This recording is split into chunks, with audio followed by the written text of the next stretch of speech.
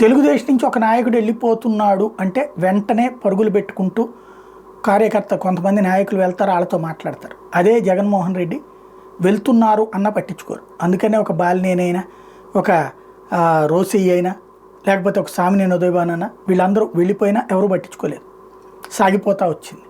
అట్లాగే రాబోయే రోజుల్లో కూడా జగన్మోహన్ రెడ్డి వెళ్ళే వాళ్ళని గురించి పట్టించుకోడు, ఉన్నవాళ్ళు లేదా వెళ్ళిన వాళ్ళ ప్లేస్లో కొత్త వాళ్ళు అన్నది చూసుకుంటాడు.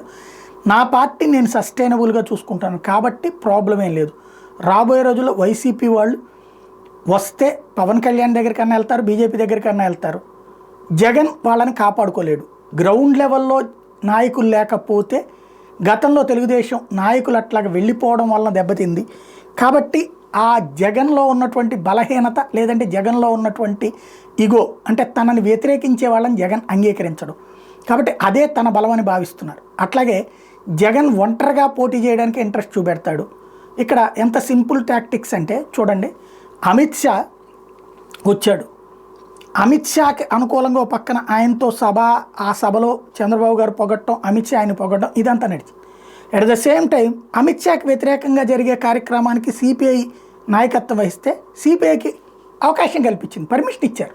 ప్రభుత్వం పోలీసులు ఇస్తేనే కదా పర్మిషన్ జరిగేది. అంటే అమిత్ షాని తిట్టేదాన్ని చేస్తారు. అంటే ఎక్కడ తను బలపడుతూ ఉన్నటువంటి సందర్భంలో అవతల ఎక్కడ దెబ్బతీయాలో కూడా తెలుసు. అట్లాగే రేపు పొద్దునైనా సరే జగన్కు ఉన్నటువంటి బలహీనతే తన బలం అన్నటువంటిది తను నమ్ముతూ ఉంటారు. కాకపోతే ఇదివరకు అదే నమ్మకం చంద్రబాబు బలహీనతే తన బలం అని జగన్ అనుకున్నాడు. కానీ కరెక్ట్ ఎలక్షన్ దగ్గరకు వచ్చేటి చంద్రబాబు చుట్టూతా ఇద్దరు చేరేటప్పటికి జగన్ దెబ్బతిన్నాడు. ఇప్పుడు చంద్రబాబు నమ్మకం ఏంటంటే జగన్ మాత్రం ఎవరిని వెంట పెట్టుకోడు. ఎందుకు? ఇట్లా కమ్యూనిస్టుల్ని తనే మెయింటైన్ చేస్తున్నారు, కాంగ్రెస్ని తనే మెయింటైన్ చేస్తున్నారు. కాబట్టి జగన్ ఒంటరిగానే మిగిలిపోతాడు, అదే తన బలం అన్నది ఆయన నమ్మకం.